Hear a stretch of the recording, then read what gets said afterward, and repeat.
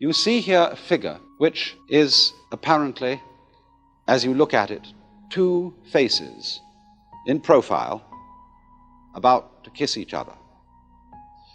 Now, if we draw back a little from those two faces, we can see on the white area in between them the form of a cup.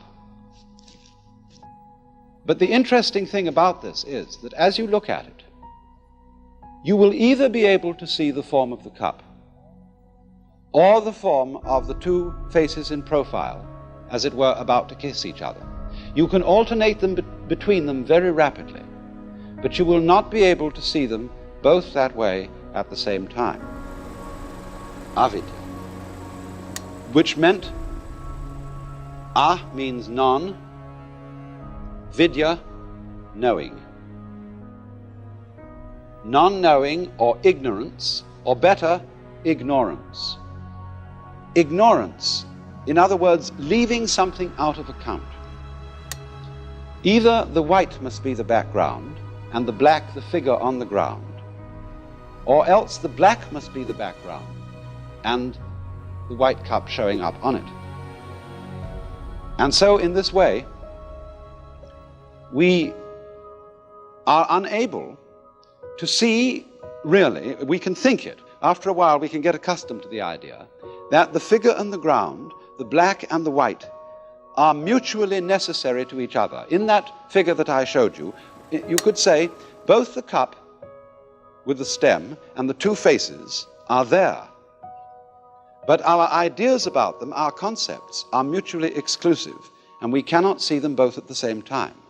And in the same way, in this figure that I drew, we either see the sawn-off stumps or the bear claws. It's difficult to see this figure both ways at the same time. When you're looking at the white figure in that illustration, which is the cup, you, as it were, identify with the cup. When you look at the two faces, you identify with the profile. So in the same way, when we experience the world around us, we identify with the subject, the knower.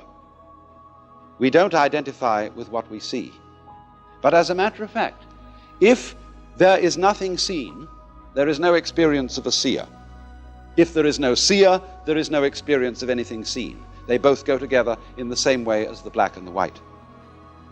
And this idea that the yes and the no, the black and the white, the inside of a class, say we draw a square as representing fundamentally the idea of class. I can't have a square which doesn't have both inside and outside. They go together. And in Buddhism, this going together is called shunya. Although this is often translated void, it means that the inside of the square cannot exist, is void without the outside, the subject without the object, the black without the white. And this, of course, is represented in this fundamental Chinese figure of the yang, or the positive principle, and the yin, or the negative principle, like two fishes, constantly circulating, going round and round and round and round in the alternations of life. Now, the question is, are these two fishes involved in a fight? Is the white one eating up the black one, and the black one trying to eat up the white one? If that is the situation, then of course life is fundamentally nothing but a grim contest. If this one up here is the good fellow and this one is the bad fellow, if this is order and this is chaos, then a fight goes on between them. And that's largely the way in which our technology has interpreted man's situation as against nature. This is man, the white, the good fellow. This is nature, the dark, the bad fellow. And the white one has got to eat him up. But what happens if the white fish succeeds in eating up the dark fish? The white fish disappears as well as the dark one, because the white one is only there in relation to the dark. So then, if these two fishes, as it were, wake up, if this one wakes up and this one wakes up, which is called awakening in Buddhism, they realize they're one. In other words, they go together. They're inseparable from each other. And this realization is that experience, which is called in Zen Satori or in Buddhism, Bodhi awakening. This sudden dawning on our consciousness that life is not really a contest to make yes triumph over no, to make the positive triumph over the negative. The two sides go together. And then one sees in this strange way that underlying all that is negative in the world, all that is in a way painful and evil, there is a kind of necessity to it. It goes with the good. It is necessary for the good. Disorder is necessary for the manifestation of order, just as you must have, say, a black background to show up a light figure. And then when one sees that, a profound transformation takes place in one's attitude to the world. That is to say, instead of looking upon life as a contest, it becomes a dance, it becomes a game. One doesn't withdraw from it, one doesn't stop living, but one goes into the game so that these revolving fishes are no longer trying to eat each other, but they're just going around dancing, having the biggest fun in the world. The organization of human life, its systems of communication and systems of control are extended more and more and more in just the same way, for example, that by assimilating the minerals out of the soil and the rays out of the sunlight, a plant like a fern grows and grows and grows and extends its form.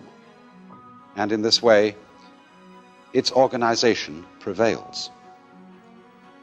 Now then, you see, if you take this task of what we call the conquest of nature,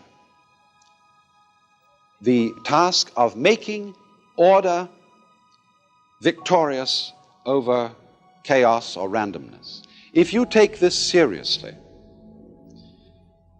you will look upon it as warfare. And you will firmly believe that the most urgent thing that there possibly can be is to make order prevail over randomness, to make good prevail over evil, to make life prevail over death. And we find that when we are in a contest of this kind, a serious warfare game of this kind, and we take it seriously, we are involved in it in a very deep and bitter sense.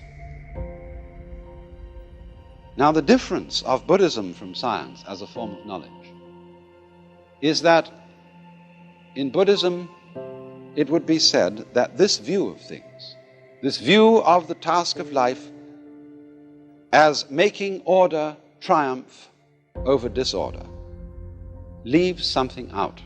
So then, must we have fixed in our minds the idea that all the forms and patterns of nature are simply methods of attack or defense, that they're devices for camouflage,